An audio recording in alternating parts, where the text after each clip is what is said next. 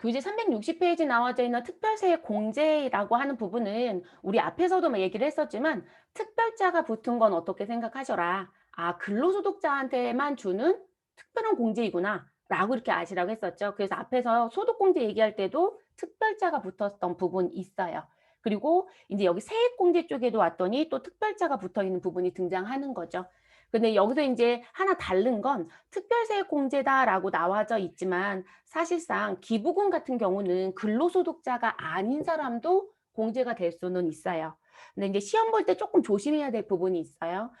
사업소득자도 기부금에 대한 공제를 받을 수는 있어요. 근데 우리가 시험을 볼 때 이제 그 문제가 나왔는데 논란이 됐던 게 뭐냐면 이게 이제 과거의 기출 문제를 풀 때 논란이 됐던 것 같아요. 과거에는 이 기부금에 대해서 사업소득자도 공제가 된다라고 했을 때 내가 필요경비라는 부분을 넣어서 정리를 하고 끝낼 건지 아니면 우리 근로소득자처럼 기부금 세액공제로 들어와서 정리를 할 건지 근데 이게 이제 논란이 됐었어요. 근데 이게 왜 그러냐면 과거에는 두 가지 중에 택일이었어요. 네 맘대로 해. 이렇게 얘기가 됐다는 거예요. 그런데 법이 바뀌었어요. 법이 바뀌어서 사업소득자 기부금 공제해 줄게. 그런데 너가 회계 처리를 뭐로 하고 들어라. 필요 경비로 회계 처리하고 들어왔어야 해. 이렇게 얘기가 됐다는 거예요. 그러니까 지금 우리가 배우는 것처럼 아, 나 기부금 지출이 있어. 그럼 무조건 기부금 세액공제 넣어서 공제를 받는 게 아니라 반드시 회계상의 장부에 기부금이라고 지출됐던 부분이 처리가 되어 있어야 하고요. 그게 종합소득세 신고할 때 끌고 들어와서 정리를 하셔야 된다는 얘기예요.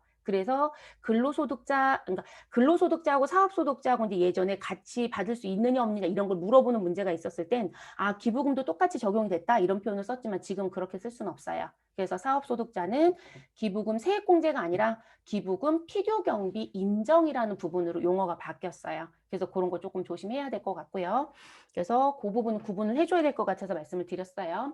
자, 그래서 이 특별세액공제라고 해서 들어오는 부분은 보험료 세액공제, 의료비 세액공제, 교육비 세액공제, 기부금 세액공제라는 거로 나와요. 근데 대부분 연말정산 또는 종합소득공제라고 했을 때 우리가 대부분 꽂히다라고 하면 인적공제 부분하고요. 지금 배우는 쪽 공제가 상당히 많아요. 그래서 이쪽을 시험에서 거의 중점적으로 나온다라고 보면 될 것 같아요.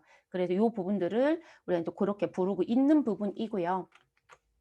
근데 여기서 이제 조심할 게 뭐냐면 우리가 이제 전산적인 실무를 할 땐 전산 실무 때는 거의 아예 신경을 안 써요. 그런데 지금 이제 이론상에서 나올 수 있는 부분이 내가 특별세액공제라는 부분이 있고 그리고 지금 현재 표준세액공제라는 부분이 있는데 이 두 개의 관계가 어떻게 되느냐라는 부분을 물어볼 거예요.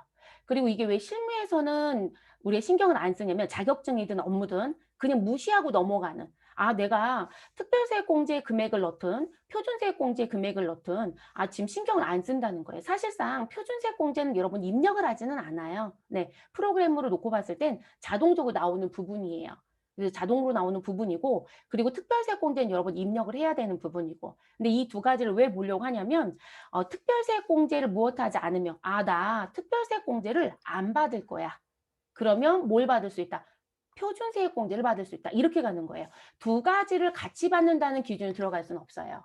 그것 때문에 묻는 부분이에요. 그래서 지금 하나를 선택적으로 받아라. 그럼 이제 무슨 얘기가 되냐면 내가 보험료 세액공제를 아무리 받아도 나는 5만 원밖에 안 되더라. 그리고 나는 너무 건강해서 병원을 간 적도 없고 그리고 나는 직장인이어서 교육비를 공제받을 일도 없고 나는 내가 좋아하는 기부 단체도 없기 때문에 기부금 공제도 받을 게 없대요. 그러면 결론적으로 이 보험료 세액공제는 5만 원밖에 안 되는데 표준세액공제가 근로자였을 때는 13만 원이거든요. 그럼 이런 공제금액이 누가 더 커요? 표준세액공제가 공제금액이 더 크잖아요. 그러면 난 누굴 받는 게 더 유리하다. 표준세액공제를 더 받는 게 유리한 거예요.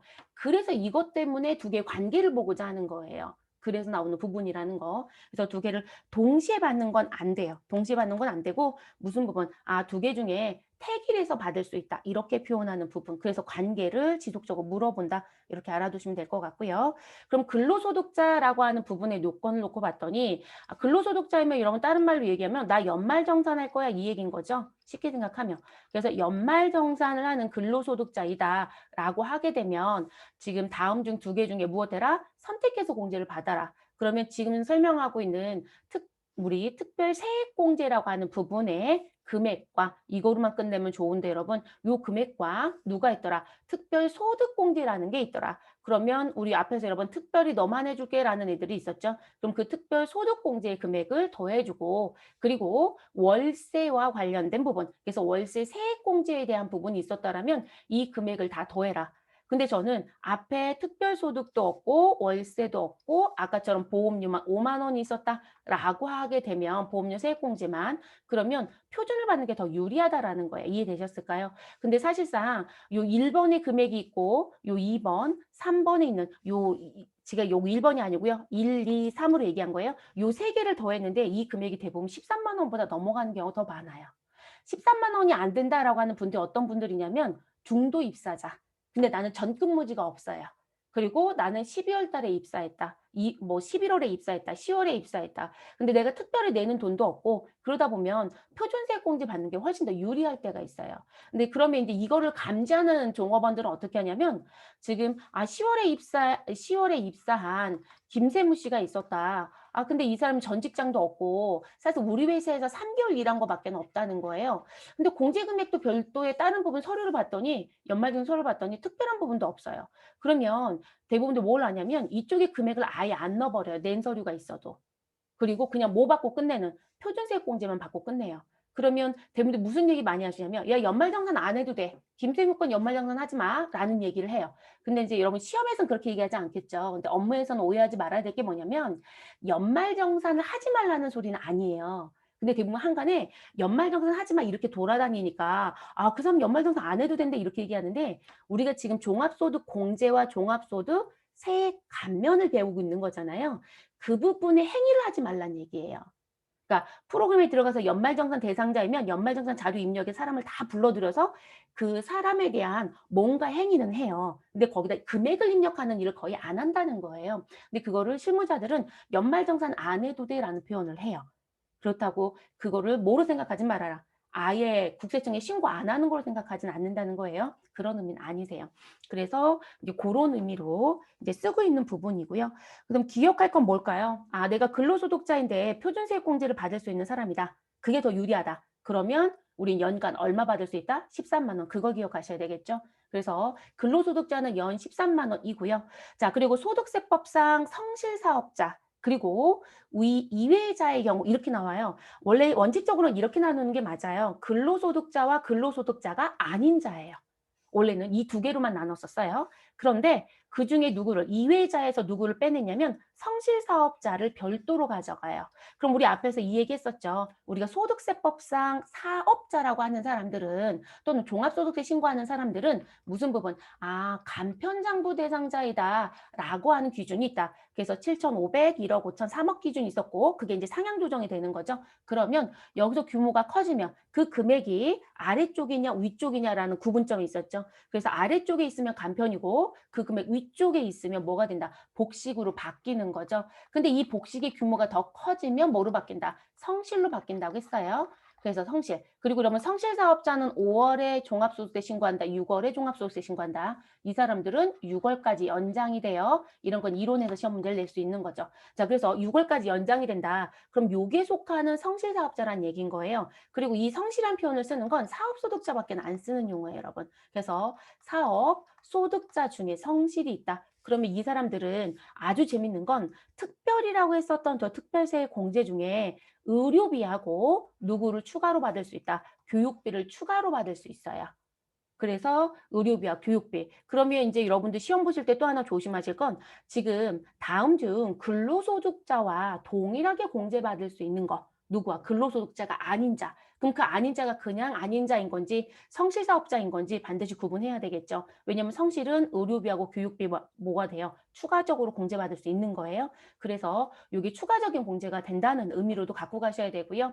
자, 그러면 지금 이 의료비하고 교육비를 더한 금액이랑 표준세액공제랑 비교해서 무엇해라? 아예 더 큰 쪽을 받아라. 이런 의미가 됩니다. 이해됐어요? 자, 그렇게 가시는 거고. 그리고 재밌는 건 근로소득자가 표준세액공제 선택했을 땐 아까 13만 원인데 성실사업자가 표준세액공제 선택하면 얼마가 된다? 12만 원이 돼요. 그러면 근로소득자도 아니고 우리는 소득세법상 성실사업자도 아닌 자. 그 나머지 자들은 우리 표준세액공제를 받는다 그러면 얼마이다? 7만 원. 그러면 13만 원, 12만 원, 7만 원 규정에 적용해야 되는 사람이 다르다이죠. 네, 다르다. 반드시 기억해 주시는 게 좋겠습니다. 그래도 이런 규정들이 또 있다. 자, 그다음 이제 우리가 특별세 공제 부분의 요건 하나를 이제 정리를 좀 해볼게요. 그 정리되는 부분은 뭐냐면 여러분들 이제 시험을 보실 때 지속적으로 계속 나올 거예요. 요 부분이. 그리고 이제 교재 부분에 저는 여기 앞에 두 개를 더 추가했어요. 네, 그래서 우리 특별 세액공제 적용 시 연령과 소득금액 요건 그리고 근로기간에 대한 제한 규정인데 우리 그 부분에 앞에 특별 소득공제 배웠던 거 있었죠. 주택자금이랑 신용카드. 그 부분을 여기다 추가를 했어요. 그래서 주택자금하고 신용카드까지 이제 같이 한꺼번에 볼게요. 그러면 이걸 왜 드리냐면 여러분들이 종합소득공제라든지 연말정산공제를 하실 때 제일 먼저 봐야 되는 게 대상자에 들어올 수 있느냐 없느냐를 제일 먼저 보시는 거예요. 그리고 대상자에 못 들어온다고 하면 무조건 다 빨간 줄이에요. 소위 말해서 X 치시는 거예요. 그다음 건 생각할 필요가 없어요. 그러면 지금 주택자금이다라고 했을 때 주택자금은 지금 연령과 소득의 금액에 규제를 하느냐? 안 해요. 왜 안 하냐면 주택자금은 대부분 누가 받는 거? 주택자금은 본인이 공제를 받는 거거든요. 본인.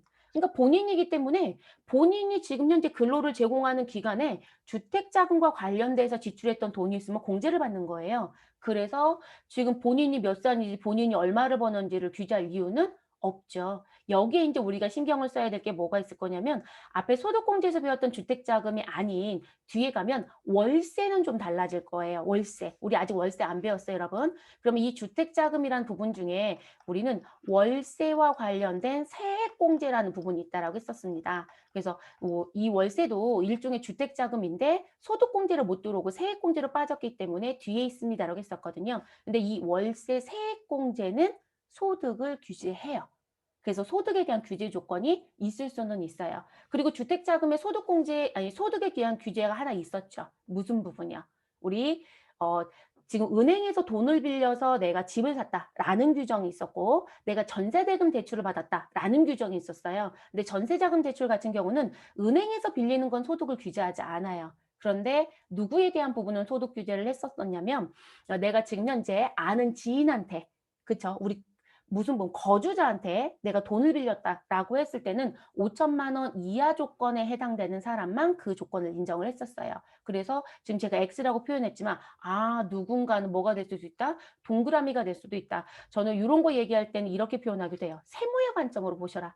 X와 O가 같이 있다. 이렇게 얘기하기도 합니다. 그래서 이제 그런 부분. 그리고 월세도 소득 얘기합니다. 그래서 월세는 총급여 7천만 원 이하자만 들어올 수 있거든요. 그래서 이 요건이 충족되지 않으면 사실상 공제받지 못해요. 그래서 그런 부분에 문제가 있을 거고요. 자, 그래서 그 내용이고 그리고 주택자금은 근로기간에 지출한 것만 인정이 됩니다. 그래서 근로기간 규제할 거고요. 자, 신용카드. 자, 신용카드 같은 경우는 연령에 대한 규제는 안 했어요. 그쵸? 근데 이 신용카드 얘기했을 때 누구는 절대 들어오지 말아라. 지금 모든 조건이 해당이 된다 하더라도 형제, 자매와 관련된 건 무조건 안 된다고 했어요. 배제되는 사람이 있었던 거죠. 그래서 형제자매는 무조건 X. 자, 그리고 소득금액 규제를 할 거냐 안 할 거냐. 우리 소득금액 규제는 하죠, 여러분. 그래서 우리가 이런 얘기를 많이 해요. 지금 대학생 자녀가 있다. 근데 우리가 일반적으로 대학생 이러면 20살이 넘어간 사람을 얘기하고 싶은 거예요. 근데 대학생 자녀가 뭘 썼다? 이 카드를 썼다라고 하면 대학생 자녀의 카드 대금은 대부분 누가 내주더라? 부모들이 내주더라는 거죠. 그럼 이 사람 공제 대상이 들어와야 되잖아요. 그러다 보니까 무엇에 대한 연령 규제는 풀겠다, 안 하겠다. 그런데 이 대학생 자녀가 소득이 생기면 이 사람 소득이 있다라고 하면 그 부분은 문제가 될 수 있다. 그래서 우리 소득금액 100만 원 이하자만 들어올 수 있겠죠. 그래서 소득에 대한 거 제한합니다. 그리고 신용카드도 근로기간에 무엇한 거? 사용한 것만 인정이 되죠. 여러분 얘는 사용 지출 같이 쓰지만 여러분 돈이 나갔다는 표현이 아니고요. 돈은 대부분 카드 대금은 이번 달에 쓰면 다음 달에 지출된다 이게 맞잖아요. 그러니까 이번 달에 쓴 것까지 들어오는 거예요. 그래서 12월 달까지 사용한 거. 그래서 그 사용 부분에 대한 게 들어온다. 이렇게 보시면 되고요. 자, 그다음 이제 보험료 부분입니다. 이 보험료 부분은 이런 보장성 보험을 배울 거예요. 우리 앞에서 보험료 공제 배우긴 했어요. 건강보험료, 고용보험료 이런 부분 그거 말고요. 지금 내가 개인적으로 가입한 보험. 그러면 그 보험은 일반 보장성과 장애인 보장성이라는 거로 구분을 할 거예요. 근데 이 보험료는 연령과 소득에 대한 부분을 규제할 거냐. 근데 일반 보장성에 대한 건 모두 다 규제해요. 그럼 무슨 얘기가 되냐면 지금 자녀가 있다. 여러분 자녀 보험료는 본인이 가입했을까요? 아니면 이 자녀를 부양하는 근로자가 가입을 했을까요? 자신이 가입하지는 않아요. 대부분들 보면. 그러면 근로자 본인이라고 하는 그럼 자녀의 입장에서 보면 이들은 부모였을 거거든요. 그럼 부모는 직장을 다니고 있고 그러니까 부모가 근로자 본인인 거예요. 그럼 자녀 보험을 가입했더라. 그러면 우리 20세 이하까지는 보험료 공제가 되지만 20세가 넘어간 아이들에 대해서는 공제가 되지 않아요, 여러분. 그래서 이쪽은 공제가 되지만 이쪽은 공제가 되지 않는다. 그래서 대부분들이 이 연말정산을 특히나 할 때 보면 아니 보험료 공제 왜 안 돼요? 내 아들 거는? 내 딸 거는?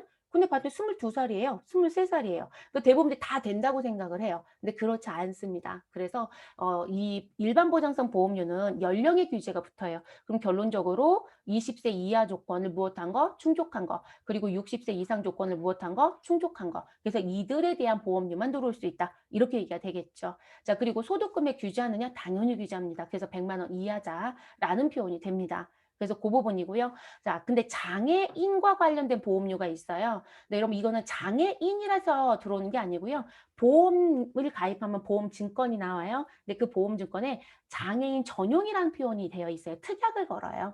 그래서 그 장애인 전용 보장성 보험이면 연령에 대한 규제는 하지 않아요. 원래 장애인은 나이를 풀기로 했죠, 여러분. 그래서 원래 20세 이하에 있는 사람 당연히 공제 대상에 들어오고 60세 이상에 있는 사람 당연히 들어와요. 근데 장애인은 우리 21세부터 몇 세 있는 사람, 59세 있는 사람도 우리 부양가족에 들어올 수 있다라고 했었죠. 그러다 보니까 우리 장애인에 대한 건 연령 규제를 하지 않습니다. 여기도. 그리고 소득 금액은 규제합니다. 그리고 보험료는 반드시 근로기간에 무엇한 거, 지출한 거. 얘는 지금 약정한 거로는 안 돼요. 돈이 통장에서 나가야 돼요. 그래서 지출한 부분에 대해서 인정하겠다.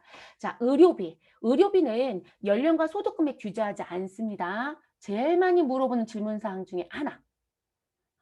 전주에 수업 제가 안 했었죠, 여러분. 전주에 수업 안 했을 때 그때도 이 질문이 들어왔었어요. 근데 이게 무슨 질문이냐면 이제 책을 보면서 본인이 기출문제 푸는데 도저히 이해가 안 된다는 거예요. 근데 물어봤던 이유가 뭐냐면 본인이 생각할 때는 소득 금액이 있는 사람은 안 된다고 생각을 했던 것 같아요. 그래서 아버지가 있는데 아버지가 지금 현재 소득이 있는 사람이에요. 소득이 있는 사람.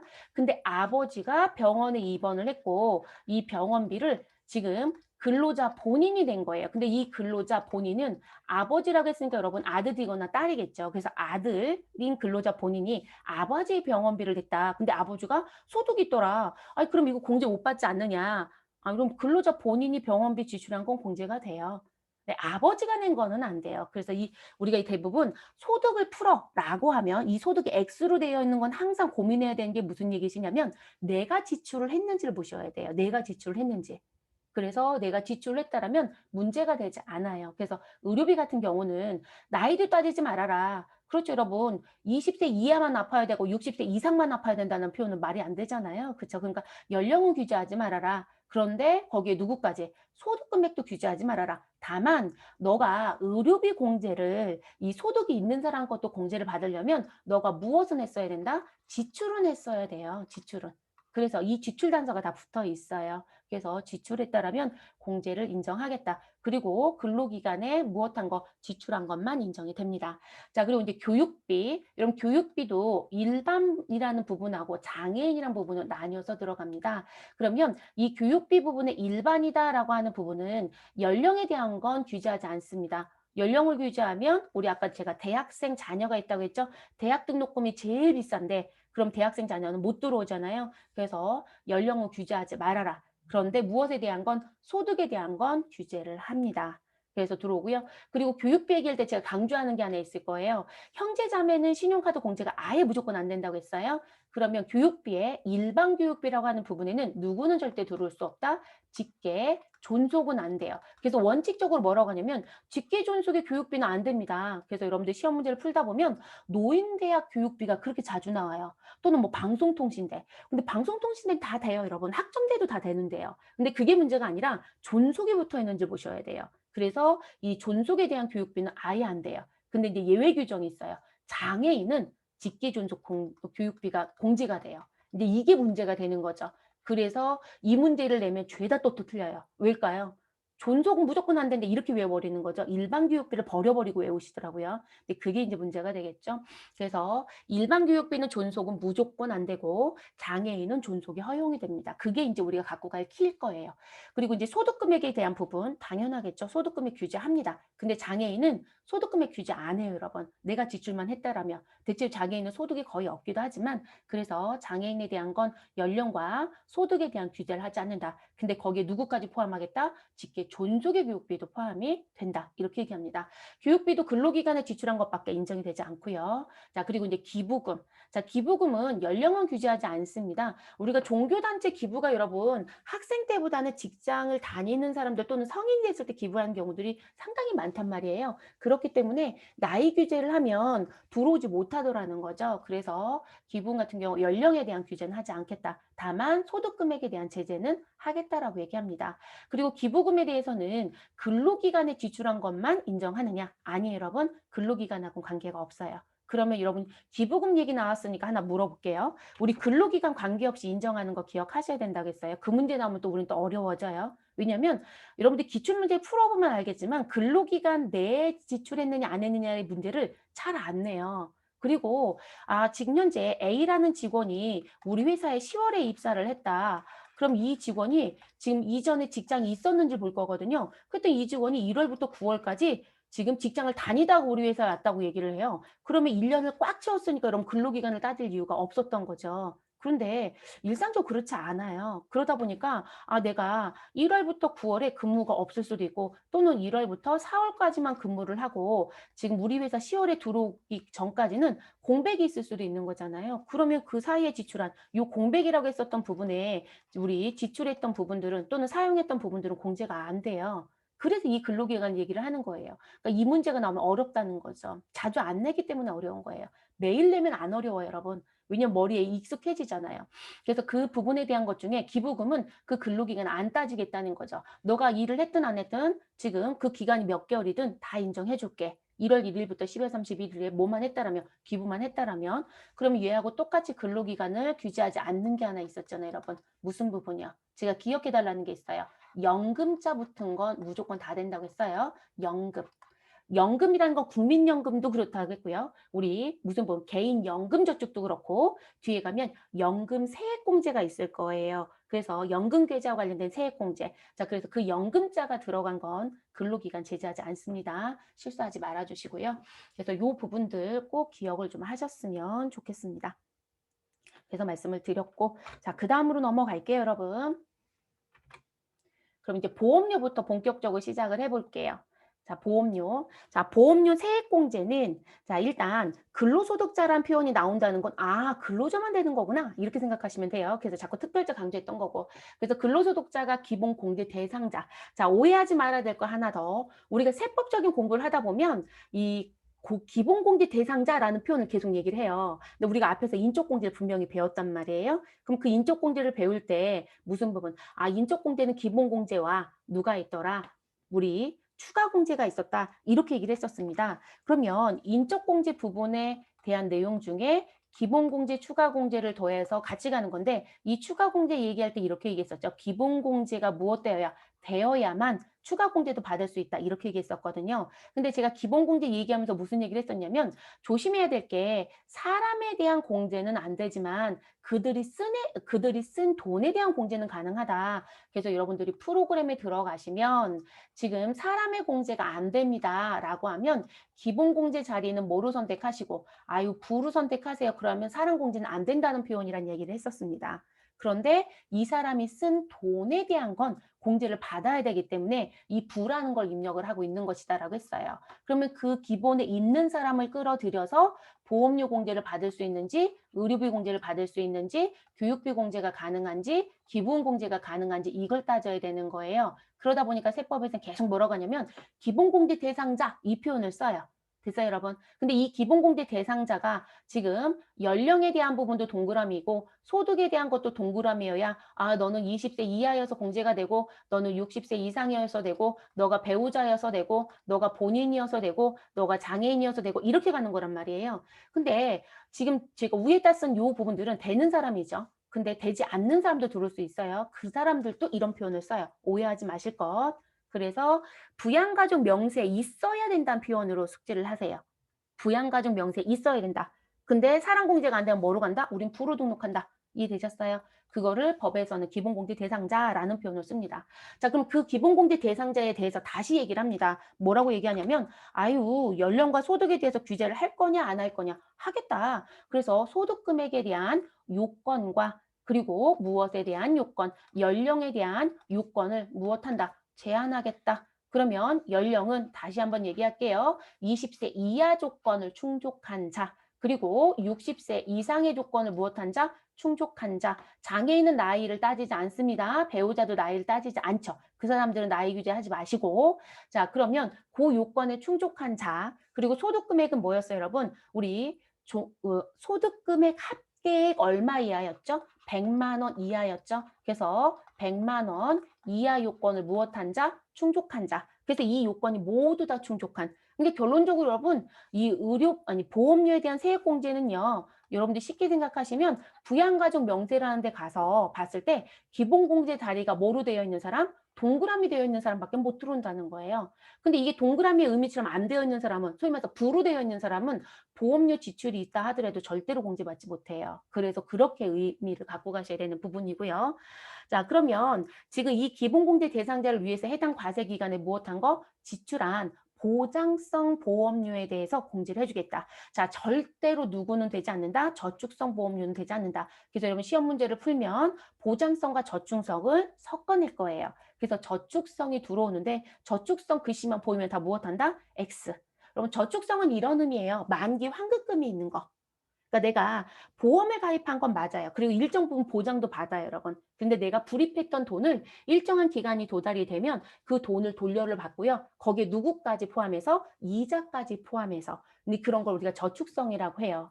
네, 그래서 재무회계 때도 여러분 저축성 보험료는 보험 비용 처리 못 해요. 네, 우리 자산 처리해 주셔야 돼요. 그것처럼 나오는 부분들. 그리고 하나 실무적인 얘기를 해드리면 실제 여러분 일하러 가시면 보험료는 국세청 연말정산 간소화에 100% 모여요. 그럼 저축성은요, 아예 안 들어와요. 네, 모일 때 보장성만 들어오게끔 세팅이 다 되어 있어요. 그러니까 업무에 가시면 아 이거 저축성이어서 돼요 안 돼요 소리를 우리가 한다 안 한다? 안 해요 여러분. 근데 자격증은 계속 내요. 그래서 저축성장만 붙어있으면 무엇한다? X. 너는 들어가면 안 돼. 근데 우리 국세청에 모일 땐 저축성은 아예 들어오지 않습니다. 그러니까 벌써 걸러지고 들어와요. 그러니까 우리 여러분들 고민할 일이 없어요. 그럼 여러분이 고민할 건 뭘까요? 이 노란색 이걸 고민해야 되는 거예요. 이거는 국세청이 못 걸러줘요. 이거는 여러분이 걸러야 되는 거예요. 그래서 이 노란색 부분이 항상 1번이에요. 항상 사람에 대한 부분을 놓고 봤을 때 소득과 연령을 보는 게 항상 1번. 시험에서도 제일 많이 건드는 게 그 부분. 그 다음에 이제 저축성. 그리고 이제 여기다 하나 더 추가할게요. 자, 누구를 하나 더 추가할 거냐면 기억해야 되는 것 중에 여러분들이 이제 아셔야 되는 것 중에 하나가 뭐가 있냐면 요걸 낸 적이 있어요. 여러분 태아보험. 여러분들은 태아보험이라는 걸 들어본 적은 없을 거예요. 왜냐하면 결혼하신 분들은 이걸 더 많이 알겠지만 그럼 태아라고 하는 건 아이를 임신한 상태에서 가입하는 보험이에요. 임신한 상태에서 아이에 문제가 생길까 봐. 근데 여러분 이 태아보험은 아이가 출생했을까요? 주민등록등본상에 주민번호가 있느냐 이 얘기예요. 없어요. 그래서 태아보험은 누가 봐도 보장성 보험은 맞아요. 그런데 이 태아보험은 우리가 주민번호가 있다 없다? 주민번호가 없어요. 결론적으로 기본공제 대상자의 명단이 없다는 거죠. 그러면 공제 받을 수 있다 없다? 없어요 여러분. 그래서 태아보험도 받을 수 없습니다. 요거 잊어버리지 말아주세요. 하나 더 써놓으세요. 요거 출제한 적은 있어요. 요즘은 저축성만 거의 포커스를 내고 있지만 그래서 안 된다. 자, 그럼 세액공제 부분에 이제 들어와서 보시면 보장성 보험료와 누구를 구분해서 가자? 장애인 전용 보장성 보험료를 구분해서 가자. 라고 얘기합니다. 자, 그럼 보장성 보험이다라고 하는 건 우리가 일반적으로 일반 보장성이라는 표현도 많이 써요. 그러니까 이 일반 보장성은 장애인 전용이 아니라는 거예요. 그러니까 일반인들이 보편적으로 가입하는 보험 이렇게 보시면 되세요. 그래서 지금 이 저축성 보험료는 빼시고 빼시고 무엇하는 거 우리 지금 보장성 보험으로 가입한 건 공제가 된다. 이렇게 얘기를 합니다. 그럼 이 보장성 보험에 들어가는 부분이요. 우리 왜 생명보험 이런 얘기 들어보신 적 있을까요? 생명보험. 그리고 우리 지금 현재 무엇도 들어갈 수 있다. 우리 손해보험이라는 부분. 그럼 이 손해보험에 들어가는 대표적인 거 우리 이런 걸 낼 거예요, 여러분. 우리 재산의 피해를 대비해서 가입하는 보험. 그러면 그 부분의 대표적인 게 뭘까요? 자동차 보험이요. 그래서 자동차 보험이 대표적인 손해보험이에요. 그래서 시험지에 자동차 보험이라고 나오면 맞는 거예요, 여러분. 보장성 보험이 맞기 때문에. 자, 그래서 자동차 보험과 요즘에는 주택 화재 보험도 많이 가입해요, 여러분. 그래서 주택 화재 보험. 자, 우리 자동차 보험만 내다가 주택 화재 냈더니 얘는 안 된다고 입력을 안 하고 나오시더라고요. 여러분 손해보험에 대한 내용을 뭐로 준 거예요? 그냥 물건으로 준 거죠. 그래서 이 손해보험이 들어올 거고요. 자, 그리고 우리 모두 들어올 수 있을까요, 여러분? 상해라는 거 들어본 적 있어요? 우리 왜 길 가다가 뭐 내가 잘못한 게 아니라 나 길 잘 가고 있는데 지나가던 뭐 차가 나를 받았다든지 치였다는 얘기겠죠, 여러분. 왜 인도로 가끔씩 차가 올라올 때가 있잖아요. 또는 제가 넘어져서 다쳤다거나 이런 식의 그런 걸 상해라고 얘기하죠. 그래서 생명보험, 손해보험, 뭐 상해보험 이런 식의 보험들인 거예요. 그래서 일단 등으로 끝낼게요, 여러분. 이런 식의 보험을 우리가 보장성이다. 그런데 장애인 전용이 아닌 건 일반, 장애인 전용인 건 장애인 전용 이렇게 나뉘는 것뿐인 거예요. 그래서 나오는 부분. 그리고 여기에 이제 하나가 더 추가가 돼요. 누가 추가가 됐냐면 2년 전에 요게 추가가 됐어요, 여러분. 그러니까 지금 개전에는 여기 생명손해 상해 등 뭐 이런 식의 보험밖에 없었는데 뭐가 들어왔냐면 임차에 주택 임차 보증금이 들어왔어요, 여러분. 이건 뭐냐면 우리가 이제 집을 얻어서 사는 과정 중에 보증금을 불입했는데 이제 집주인한테 보증금을 준 거죠. 아 근데 이놈의 집주인이 보증금을 안 주는 거죠. 내가 이 보증금을 받아 나가야 되는데 만기가 돼서. 근데 그런 부분들이 있어요. 근데 그게 이제 문제가 될까 봐 이 보증보험 보험을 가입하는 분들이 있어요. 그것도 못하겠다. 아 일반 보장성 보험료에 포함시켜서 공제해 주겠다라고 얘기합니다. 다만 보증 대상은 얼마까지만 3억 원 이하. 그래서 보증 대상 3억 원 이하와 이하의 조건에 가입한 주택 임차 보증금 반환 보증료도 무엇하겠다. 이것도 공제 대상에 포함을 시켜줬어요. 그러니까 이 부분에 플러스 된 게 하나 더 들어온 거죠. 그래서 나온 부분이 있고요. 그러니까 요것도 이제 내려고 할 거예요. 왜냐면 자주 세법에 들어온 지 얼마 안 됐거든요. 그래서 이제 요게 하나 추가됩니다. 뭐 장애인 전용이라고 하는 부분은 아까 계속 강조했죠. 장애인 전용이라는 게 표현되어 있다. 시험은 장애인인지 장애인이 아닌지 써줘요, 여러분. 그래서 그냥 보장성 그러면 일반 보장성 장애인 그러면 장애인 전용 보험료 이렇게 파악해 주시면 되겠습니다. 그러면 보장성과 장애인 전용은 각각 얼마가 한도이다? 우리가 공제 대상에 끌어들일 수 있는 금액은 우리 100만 원이에요. 각각 100만 원. 금액이 너무 적어요. 네. 100만 원이고요. 그러면 이 대상 금액에 들어온 금액에 대한 걸 가지고 와서 몇 프로? 자, 일반 보장성은 몇 프로 해주겠다? 12%. 장애인 전용 몇 프로 해주겠다? 15%. 그래서 장애인을 더 많이 해주는 거죠. 그러니까 여러분 결론적으로는 산출세에서 내가 장애인 전용 보험료를 가입했다라고 했을 때 100만 원을 다 채웠다라고 했을 땐 15만 원밖에 공제가 안 되는 거예요. 그래서 이 금액이 늘어야 우리가 유리하거든요. 근데 이 금액을 늘려주지는 않고 있어요. 그래서 100만 원 최대 한도. 그래서 나오는 부분이고요.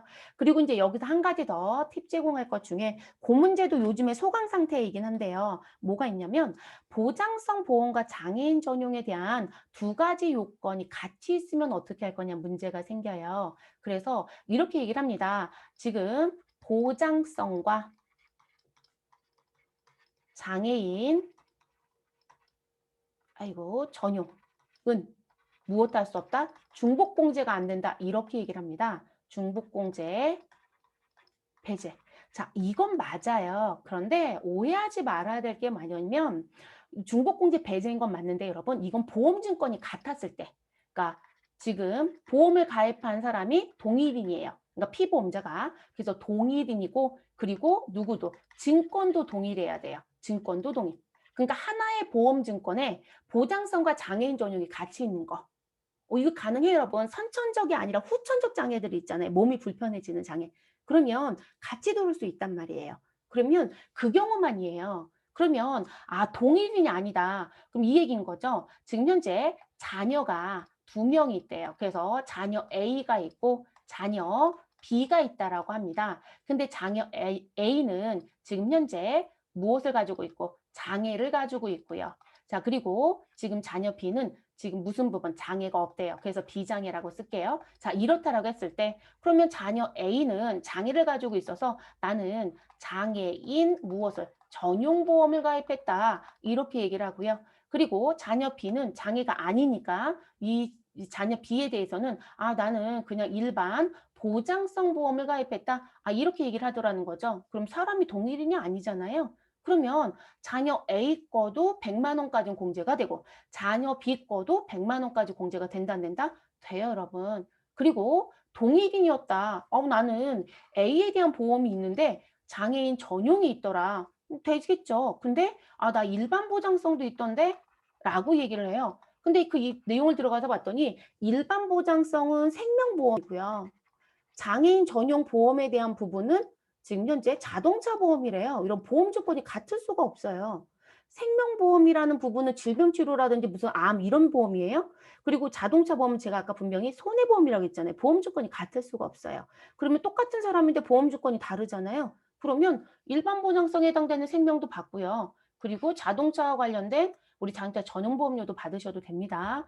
그래서 이거 오해하지 마실 것. 그래서 사람이 갖고 동일 증권이었을 때만 안 되는 거지 무조건적으로 안 된다라고 볼 수는 없어요. 네. 그래서 그렇게 되진 않는다는 거. 자, 그리고 공제 시기는 보험료 불이익이 속하는 과세 기간에 무엇 하셔라? 세액 공제를 받아라 라고 얘기를 합니다. 그래서 이렇게 정리가 되는 거고요. 우리 예제 부분 좀 볼게요. 예제 부분. 자, 예제 부분에 이제 가서 보시면 뭐가 나와져 있으실 거냐면 이제 요 요건에 맞춰서 OX 하는 부분들. 근데 OX 하는 건 어렵지는 않으세요. 네, OX는 나와져 있는 내용 보시고 여기 동그라미 X만 하실 수 있으면 프로그램에 넣을 때 무엇 하시면 된다. 동그라미인 것만 넣으시면 되고 X인 건 안 넣으시면 돼요. 자, 근로자 주도지 시에 당해 과세 기간의 보험료 납부 내역이고요. 모두 근로기간 내에 무엇한 것이다. 지출. 그쵸. 우린 근로기간에 지출했어야 공제를 받을 수 있다고 했어요. 그리고 보험은 지출이에요, 여러분. 자, 공제대상 여부를 해당 여부란에 OX로 표시해달라고 했습니다. 자, 본인이에요. 이런 본인은 일단 나이하고 연령 안 따진 사람이잖아요. 반드시 보험은 첫 단추가 무엇이다? 아, 연령에 대한 규제를 한다, 안 한다? 한다. 자, 그리고 소득에 대한 규제를 한다, 안 한다? 한다. 이걸 머릿속에 무조건 놓고 시작을 하셔야 돼요. 그럼 본인은 연령과 소득 규제 안 하는 사람이니까 아무 상관이 없죠. 그리고 자동차 보험은 누가 봐도 무슨 보험이다? 손해보험이에요, 여러분. 손해보장성 보험이죠. 그러면 공제 대상이 됩니다. 그래서 들어가시면 되고요. 자, 부친. 우리 나이가 81세. 그러면 60세 이상자에 속하니까 연령에 문제가 없네요. 자, 사업소득 금액 2천만 원. 자, 여러분, 우리는 소득은 얼마이다? 100만 원 이하라고 얘기했었죠, 여러분? 그쵸? 그러면 소득의 규제가 생겼네요. 문제가 생긴 거죠. 그러면 지금 부친의 생명보험료는 공제 대상에 들어올 수 있다, 없다? 없다라는 거죠. 누구 때문에? 아, 소득 금액에 문제가 있네. 라는 거죠. 됐을까요? 그렇게 가는 부분.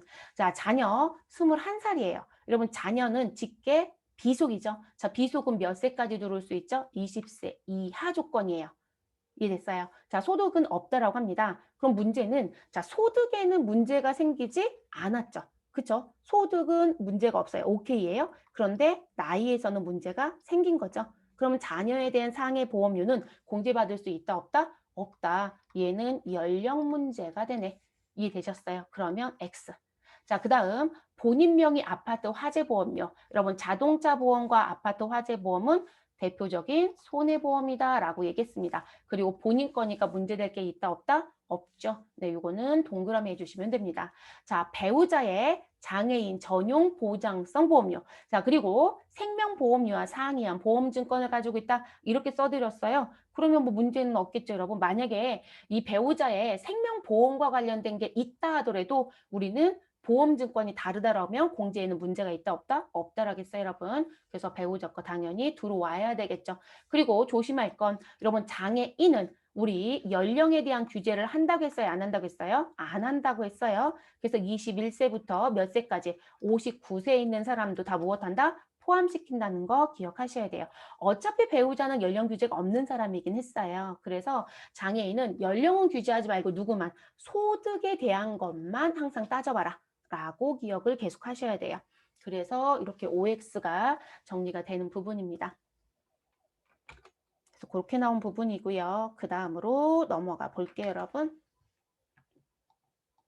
요거는 뭐 지금 가능 여부 지금 말씀을 드린 거니까 큰 문제는 없으실 것 같고. 자, 의료비 쪽으로 넘어갈게요. 의료비. 자, 의료비 세액공제라고 하는 부분. 자, 의료비 세액공제는요. 지금 보시면 근로소득이 있는 거주자가 기본공제 대상자를 위해서 지출한 의료비라고 한다라면 공제가 가능하다라고 얘기를 합니다. 그 기본공제 대상자에 들어가서 봤더니 여러분 뭐라고 나와 있냐면 우리 소득금액 요건과 연령의 요건은 제한하겠다 안 하겠다? 제한하지 않겠다. 그러니까 지금 나이가 몇 살이든 소득이 얼마가 있든 신경 쓰지 말아라. 대신에 뭐라고 되냐면 근로소득 있는 거주자가 무엇한 거? 이들을 위해서 지출했다라는 거예요, 여러분. 그럼 결론적으로 거주자 본인이 부담했다는 얘기인 거잖아요. 이해되셨을까요? 근데 이 부담을 따져볼 땐 소득 있는 사람만 따지시라고요. 이 배우자가 집에서 전업주부예요. 남편만 직장에서 일을 하고 그러면 배우자가 지출한 의료비는 남편이 다 갚지 않았을까요? 그렇죠. 전업주부이다라고 제가 얘기를 했으니까 그럼 소득이 없다라고 했으니까 이해되셨어요? 그러니까 그런 건 고민하지 않아도 된다는 거예요. 근데 이제 배우자가 지금 현재 맞벌이를 하고 있다. 그러면 맞벌이 배우자에 대한 의료비도 지금 내가 받을 수 있냐 이 얘기를 하고 싶은 거예요. 가능할 수 있다. 대신에 네가 지출했다라면 이렇게 얘기를 하거든요. 그럼 여러분 네가 지출했다는 거 증명하기 좋은 게 가장 좋은 게 뭘까요? 신용카드를 사용하시거나 현금 영수증 받아오시는 거예요. 그게 가장 좋은 방법이거든요. 그래서 그런 문구가 붙어 있을 거예요. 그래서 그게 나오면 너무 어려워들 하셔서 계속 강조하는 거고요.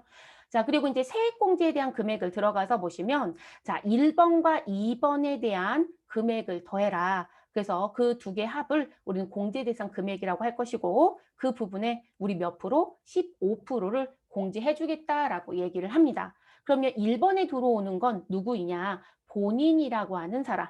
자, 그리고 65세 이상자. 여러분, 우리 앞에서 인적공제 여러분, 우리 뭐가 있었냐면 인적공제 부분에 추가공제에 가시면 인적에 추가에 가시면 뭐가 있었죠? 경로가 있었죠, 여러분.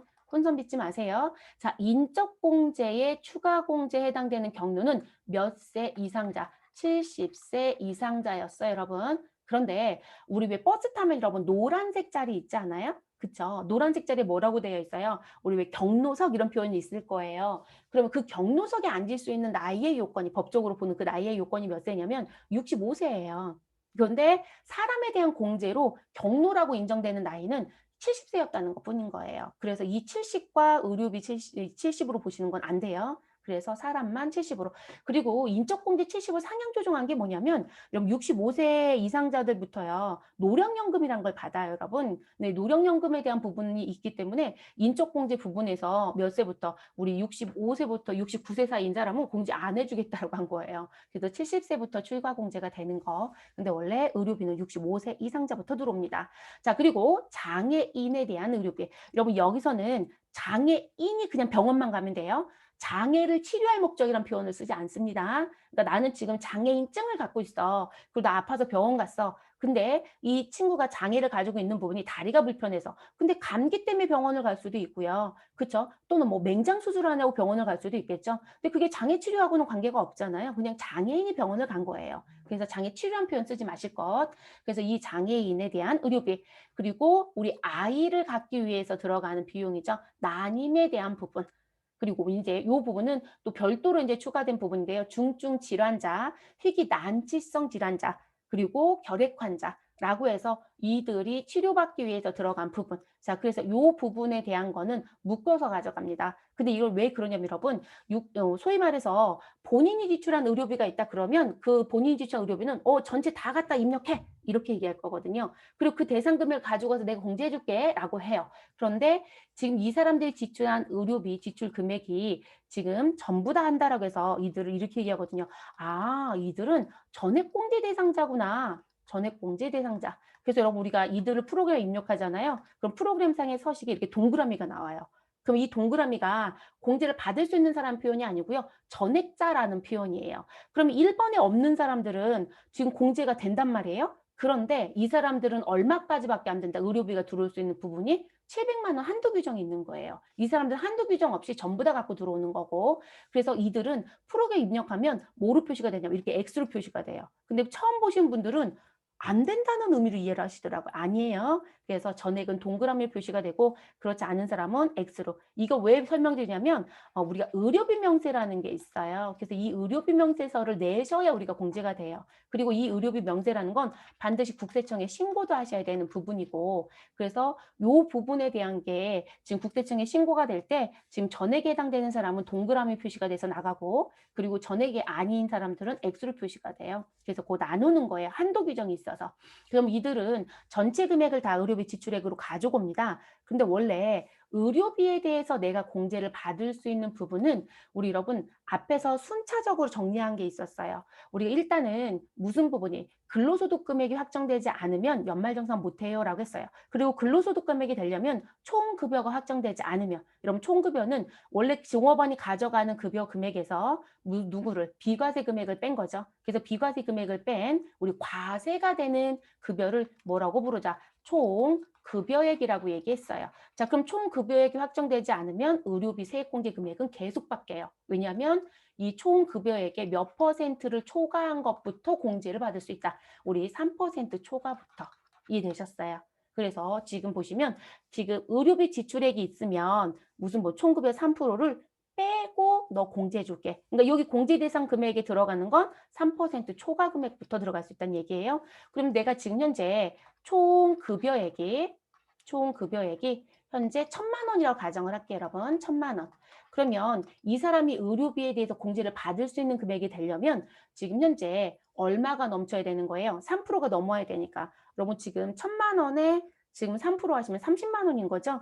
그러면 지금 이 사람이 의료비 지출액이 있었다. 근데 그 금액이 50만 원이다. 그럼 이런 50만 원을 전부 다 받을 수 있는 게 아니라 지금 50만 원이라고 하는 금액에서 우리 얼마? 1,000만 원이 있고요. 1,000만 원 곱하기 몇 퍼센트? 3% 초과한 게 공제대상 금액이라는 거예요. 그럼 얘가 30만 원이니까 실제 내가 의료비 공제 금액으로 들어올 수 있는 건 얼마이다? 이 자리에 들어오는 건 20만 원 곱하기 15% 이렇게 가는 거예요. 이해되셨을까요? 오해하지 마셔야 돼요. 그래서 나오는 부분.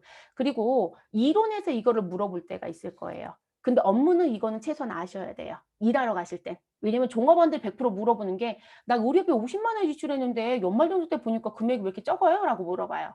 근로자들이 그리고 이걸 다 알 거라고 생각하시면 안 되세요. 그분들이 직무가 그런 직무가 아닌데 이걸 알 수가 없죠. 그래서 3% 넘어가야만 공제 대상이 된다. 그래서 대부분들 의료비가 그냥 감기 몸살 걸려서 여러분 병원 가시면 의료비 별로 안 내잖아요. 그래서 의료비 공제 금액으로 들어오는 사람들이 별로 없다고 얘기를 해요. 그러니까 큰 수술을 하거나 하지 않으면. 그래서 실질적으로 많이 들어오질 않죠. 어찌됐든 3%란 부분. 그러면 지금 1번에 해당되지 않는 사람 2번에 들어오는 건데요. 그러면 일 외의 배우자나 부양가족에 대한 부분은 연간 700만 원에서 지금 정리시켜라. 그럼 그 700만 원 지출 금액에서 총급의 3%를 빼고 공제금액에 들어가라. 그런데 문제는 3%를 여기서 먼저 빼거든요. 이 금액에서. 근데 여기서 3%를 못 뺐다는 거예요. 소위 말해서 지금 배우자 의료비가 20만 원이 있었대요.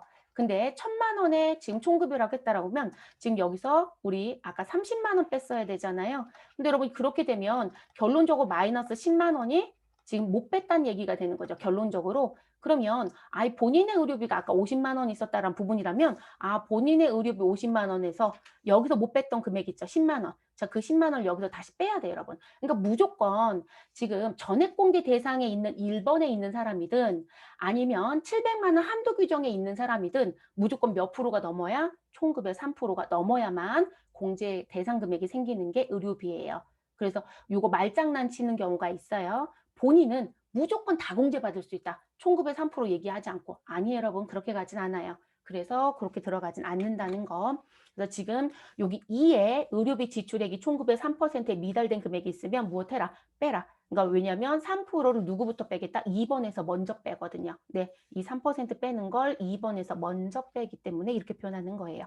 그래서 고 뺀 거예요, 15%. 다만 의료비 같은 경우는 입력하실 때 이제 조심하실 게 뭐냐면 난임 같은 경우는 여러분 공제 대상 금액이 더 높아져요. 그러니까 일반적으로 15% 공제를 해 주는데 난임 시술비 같은 경우는 몇 프로 공제를 해 주겠다? 20% 공제가 돼요. 그래서 입력하는 위치가 달라요. 입력의 위치가 틀리시면 안 되는 거. 그래서 20% 공제가 된다. 이렇게 알아두시면 되시고요. 그리고 의료비는 국세청에 모일 때 여러분 잘 모여요.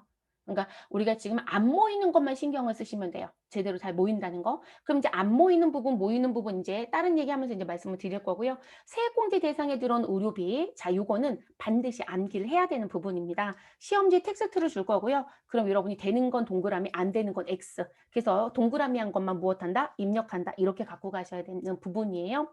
그러면 지금 첫 번째 나와자는 부분은 우리가 질병치료 목적이라고 얘기를 하는 거죠. 그럼 질병치료 목적이니까 병원에 가서 진찰을 받거나 진료를 받거나 또는 질병 예방에 대한 부분, 질병 예방 때문에 받는 게 표적인 게 뭐다? 건강검진이요. 그래서 이 건강검진비를 자꾸 출제를 해요. 그래서 건강검진비 포함입니다.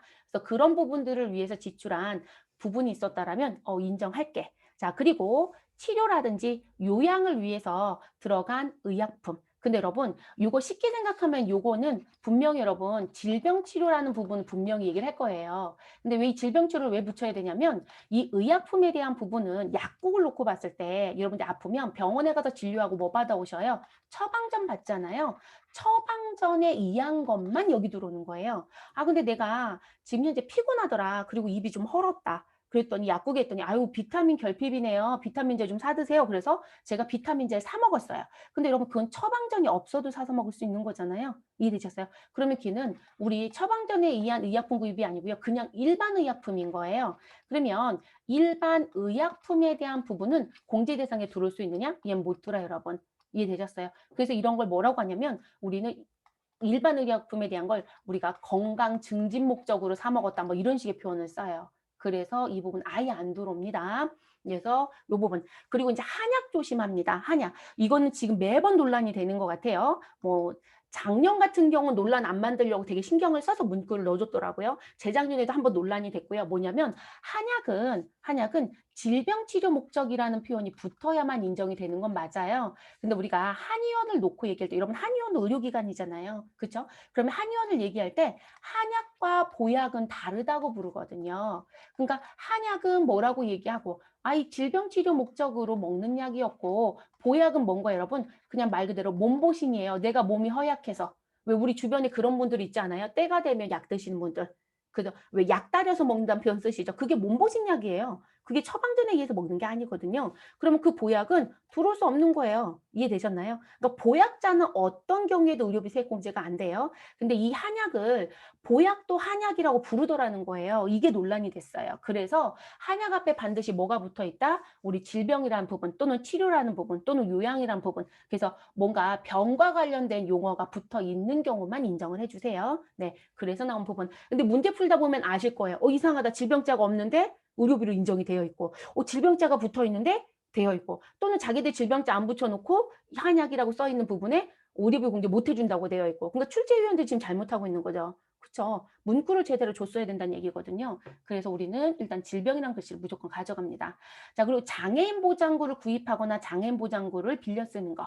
이거는 이제 대학병원들 가보시면 지하층에 거의 많이 있었던 것 같아요. 그러면 우리 뭐 침대를 빌려 쓰시거나 또는 휠체어를 빌려 쓰시거나 이런 부분들이 있어요. 근데 그게 장애인 보장구로 규정이 되어 있는 부분이 있습니다. 그 부분에 대한 거 빌려 쓰거나 사서 쓰시는 거 모두 다 의료비 공제가 됩니다.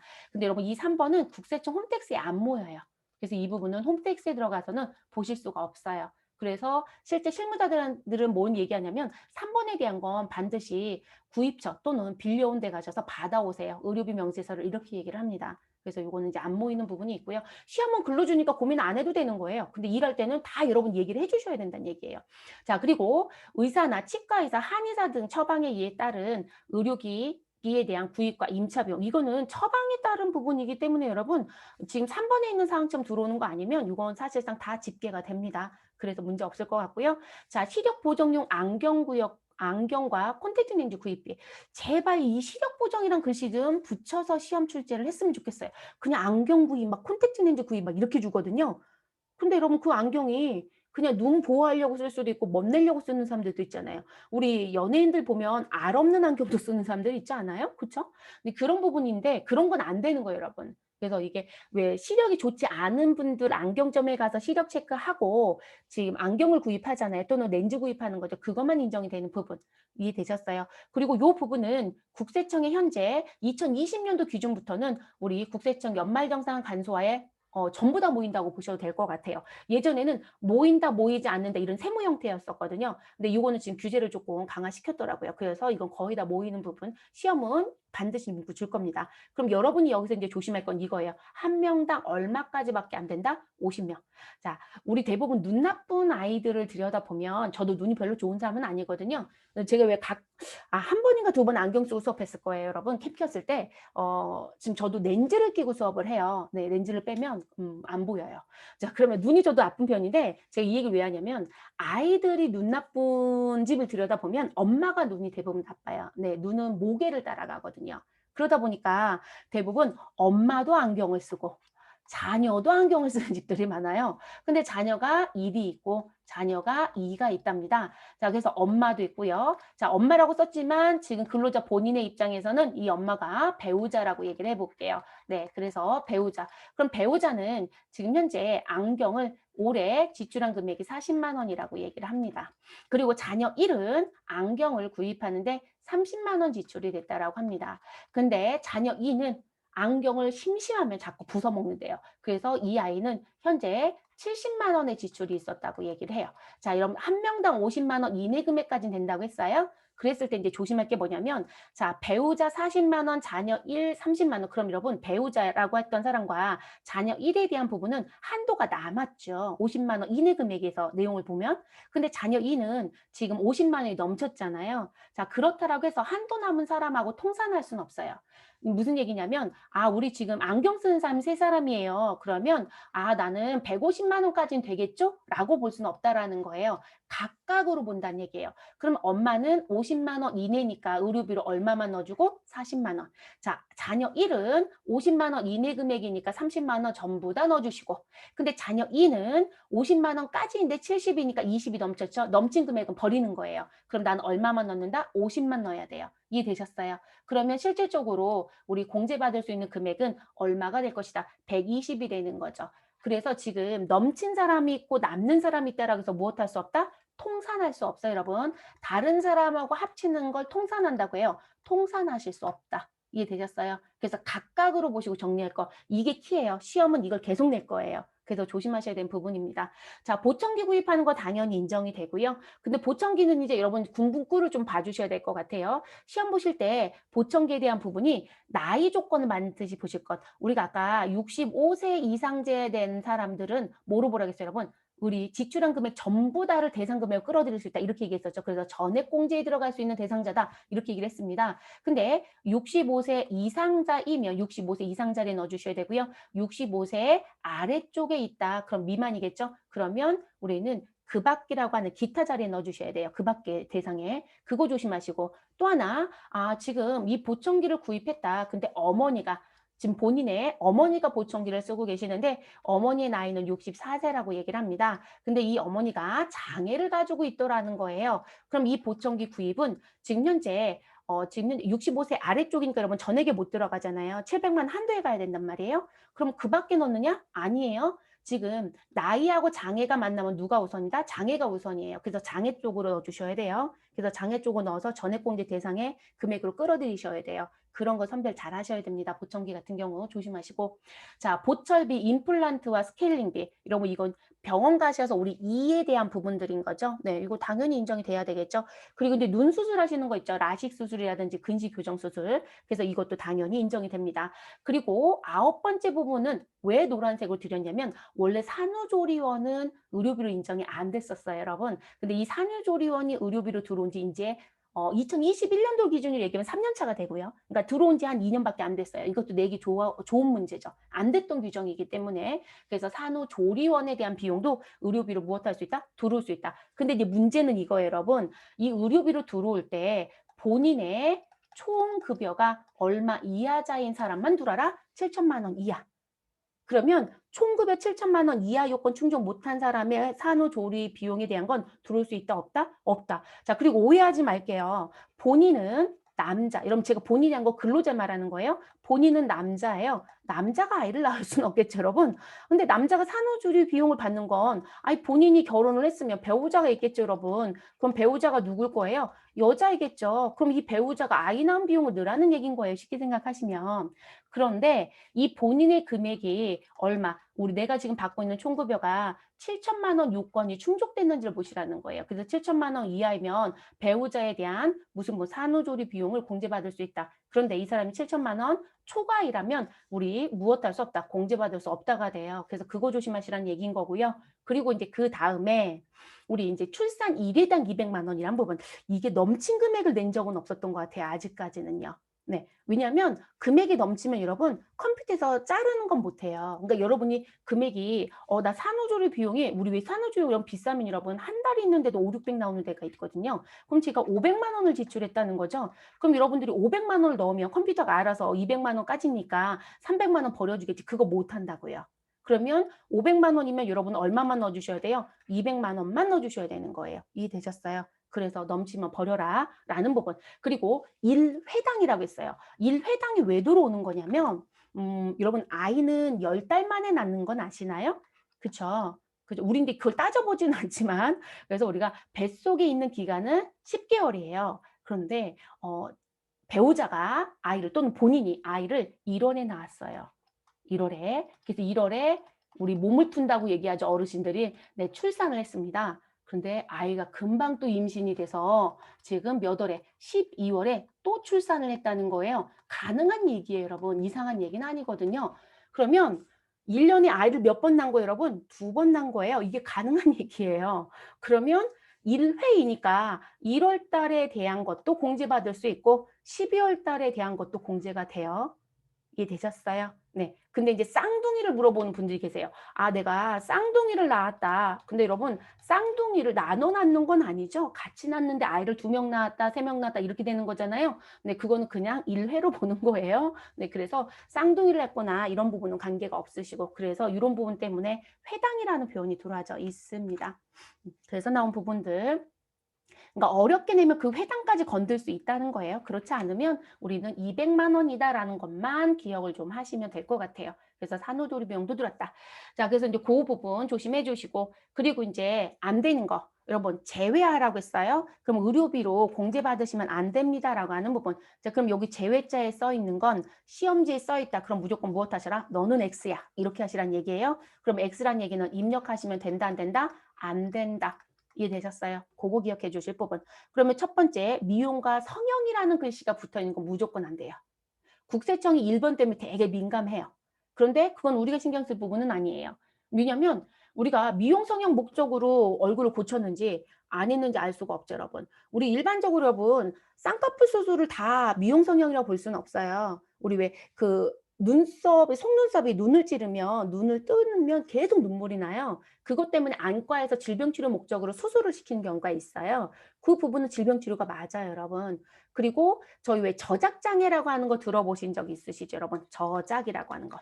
여러분 저작이라는 게 씹는 장애예요. 근데 씹는 장애들이 문제가 이게 먹는 섭식 장애까지 같이 문제가 되실 수 있어요. 그러면 우리 왜 입 다물었을 때 턱이 앞으로 조금 나와 있다라고 하는 분들이 이 저작 장애가 조금 있는 분들이 많아요. 근데 그런 분들은 교정을 안 할 수가 없어요. 그럼 그거는 미용 성형이 아니죠.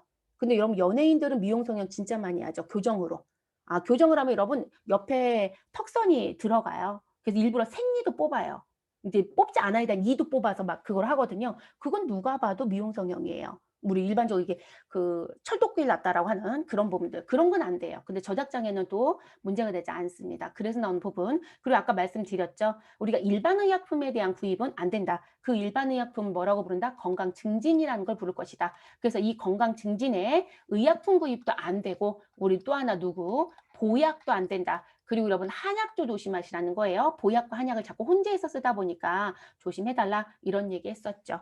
그리고 의료비 중에 누가 안 되냐면 국외의료기관에서 지출한 거 안 돼요, 여러분. 그러니까 국내 병원에서 쓴 거는 상관이 없는데 국외라고 있으면 해외에 있는 거죠. 그래서 국외 의료기관에 지출한 거 되지 않습니다. 그리고 여러분 간병비 안 돼요. 간병비. 우리 왜 병원에 누군가 아프시면 본인이 계속 그 간병을 할 수가 없으니까 간병인을 고용하는 것처럼 하시고 일당 얼마씩 주시면서 하거든요. 그거는 의료비로 인정이 되지 않습니다. 자, 그리고 이제 지금 5번이 이제 이슈죠. 이거는 원래 법에 있었던 부분인데요. 지금 근로자들이 제일 많이 무엇하였다? 불법을 했다. 그래서 아예 명문화를 시킨 부분입니다. 국세청이 칼을 들었다는 거죠. 그래서 실손 의료보험금으로 보전받은 금액에 대한 의료비는 공제가 안 된다. 자, 이 얘기는 무슨 얘기냐면 제가 올해 큰 수술을 했습니다. 그래서 수술해서 나간 비용이 500만 원이 있었다라고 합니다. 제가 부담한 것만 들어가는 거죠, 여러분. 건강보험공단에서 부담하는 건 아니에요. 자기 부담분만 가지고 얘기하는 거니까. 그래서 본인 자기가 부담한 수술비가 500만 원이었다. 그런데 제가 보험을 가입했더라는 거예요. 그래서 무엇을 했냐면 보험사에 무엇을 하였다? 아유, 청구를 했다라고 얘기합니다. 그러면 이 보험사에 청구를 하면 500만 원 부담했던 부분에 대해서 우리한테 돈을 주더라는 거죠, 여러분. 그래서 우리가 실손보험이라는 게 있단 말이에요. 실손보험. 진단금 이런 건 아니에요, 여러분. 아, 내가 암이 걸렸어. 그럼 암 걸리면 너한테 1,000만 원 줄게. 이런 건 아니에요, 여러분. 그거는 진단금인 거고요. 그런 의미가 아니라 실손. 그래서 이 실손은 아예 보험사에 실손이라는 글씨가 써 있어요. 그럼 실손보험 가입한 부분 때문에 제가 얼마를 빼고 나는 470만 원은 받았다. 이게 왜 또 일부 빠지는 금액이 있어요. 그러니까 500만 원 들어갔다고 500을 다 받을 수도 있지만 500을 못 받기도 해요. 그럼 전 요것만 받았다는 거죠. 그러면 내가 의료비로 인정받는 금액은 얼마이다? 그럼 500에서 누구를 470을 무엇해라? 빼라. 그래서 너는 의료비가 얼마가 된다? 30만 원이다 라는 부분. 이해되셨어요? 자, 그래서 요 부분이 지금 나온 부분. 그리고 실손 의료보험금은요. 실제 제가 보전받은 게 있으면 이거 국세청 홈택스에 별도로 다 집계가 돼요. 네, 간소화에 모두 다 집계가 돼서 이제 불법 못해요. 네, 아예 칼을 들은 거죠. 그래서 이것도 시험 출제했습니다. 근데 재밌는 건 시험 출제를 했는데 5출제가 됐습니다. 자, 5출제가 돼서 최초 답안과 확정 답안 공지가 달라졌어요. 네. 그리고 5출제 됐을 때 문제를 잘못 넣었어요. 그래서 나온 부분이 있었는데, 그래서 실손 의료 보험금이 있으면 내가 들어간 의료비가 있으면 그 금액에서 빼라. 됐어요, 여러분. 그리고 논란이 있을까 봐 하나 더 얘기를 할게요. 이게 지금 5출제 됐던 문제가 어떤 부분이었냐면 의료비에 대한 부분에 지출이 있었어요. 그래서 의료비 지출이 있었고 실손에 대한 부분이 있었다. 그럼 제가 의료비에서 실손을 빼라고 얘기했잖아요. 근데 이 의료비가 안경 구입비였어요.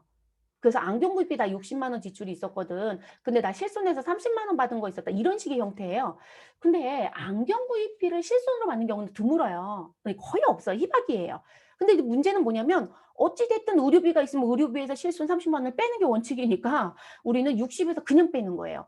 아, 우리 앞에서 안경 구입할 때 1인당 50만 원까지였잖아요. 라고 하는데 그거는 인정받는 금액이 50인 거지 전체 지출은 60이었잖아요. 그럼 그냥 60에서 30 빼고 내가 의료비로 넣어주는 금액은 얼마이다? 30. 근데 안경 구입비 50만 원 넘치진 않았으니까 문제가 되진 않아요. 이해되셨을까요? 근데 이런 식의 원리로 가야 되는. 근데 이거는 제가 볼 때는 출제위원이 문제를 잘못 낸 거예요. 네, 이런 식의 문구를 거의 쓸 수도 없어요. 근데 어쨌든 시험은 그렇게 되고 저는 문구를 바꾸거나 아니면 뭐 다 맞았음 처리하거나 뭐 이거는 무시하고 채점했다라거나 할 거라고 생각했는데 그렇게 공지 안 했더라고요. 네, 본인들이 답안 공지했던 건 잘못됐다고 시인을 하고 그리고 그냥 안경 구입비에서 30만 원 빼는 거로 공지를 했더라고요. 근데 원리상으로는 맞아요. 근데 의료비에서 빼야 된다는 원리가 있기 때문에 그 원리상으로는 맞습니다. 그래서 거기까지 모두 다 출제가 된 상황입니다. 그럼 조금 어려우시겠지만 예제까지 보고 쉬도록 할게요. 그래서 그런 부분까지 모두 다 이제 현재 출제가 됐어요. 그래서 반드시 조심하실 것. 자, 그다음 예제 부분에 가서 보시면 자, 근로자 두더지 씨의 당해 과세 기간의 의료비 지출 내역이고요. 모두 근로기간 내에 두더지 씨가 지출하였고 공제 대상 여부를 해당 여분안에 OX를 해달라라고 했습니다. 그래서 동그라미인 것만 프로그램에 입력한다. 자, 본인의 질병 치료 한약 구입이에요. 분명히 여러분 한약 앞에 뭐 붙어 있어요? 질병. 그럼 공제받을 수 있다 없다? 있다. 동그라미입니다. 자, 그리고 배우자 47세 소득이 없습니다. 여러분 의료비의 키는 뭐라고 했죠? 제일 먼저 따지실 것. 우리 연령에 대한 거 규제하느냐? 우리 소득에 대한 거 규제하느냐? 모두 다 제한이 없다. 규제하지 않는다겠어요. 그러면 배우자는 원래 나이 안 따지죠. 뭐 소득도 없대요. 문제될 건 없어요. 문제는 뭐예요, 여러분? 성형수술이라는 게 문제인 거죠. 성형외과에 가서 성형한 거예요. 그러면 얘는 공제받을 수 없죠. 성형미용은 안 된다라는 거. 자, 자녀 21살이고 소득이 없답니다. 렌즈 구입비. 그러면 이 콘택트 렌즈 구입이다. 이렇게 나와도 여러분 무슨 부분? 아, 시력 보정이구나. 너 못 내려고 한 건 아니야. 칼라 렌즈는 아니겠지. 이렇게 보는 거겠죠. 자, 그래서 시력 보정용이었다라고 하시게 되면 요번 공제 대상에 들어오는데 아무런 하자 없죠. 다만 내가 70만 원 중에 얼마만 인정해야 된다? 50만 원만 인정해야 된다. 요거 숙제해 달라는 거고요. 자, 장인 나이 67세입니다. 사업소득은 1,000만 원입니다. 자, 그러면 여러분 지금 나이 조건에는 문제가 나이는 규제 안 한다고 했잖아요. 자, 소득도 규제한다겠나요? 안 한다겠어요? 그러니까 나이와 소득의 규제 부분이 없기 때문에 이 소득에 대한 거 1,000만 원 있다 하더라도 장인에 대한 의료비 공제를 받을 수 있다 없다? 있다. 다만 지금 이 부분은 누가 지출했으면 아유 본인이 지출했으면 되는 거예요. 이해되셨어요? 그 특별한 말이 없으면 다 본인 지출로 보시면 되는 거고요. 그리고 우리 분명히 뭐라고 썼어요? 두더지 씨가 지출했다고 얘기했잖아요. 이해되셨죠? 그러면 장인의 암 치료비 500만 원 본인이 지출했으니까 공제에 들어올 수 있다 없다? 있다. 그런데 나는 실손 의료보험금 400만 원 수령 금액이 있대요. 그럼 들어올 수는 있지만 내가 의료비로 입력해야 되는 인정받는 금액은 얼마이다? 100만 원밖에 안 됩니다. 이렇게 된다는 거예요. 그래서 이렇게 정리해 주시는 거고요.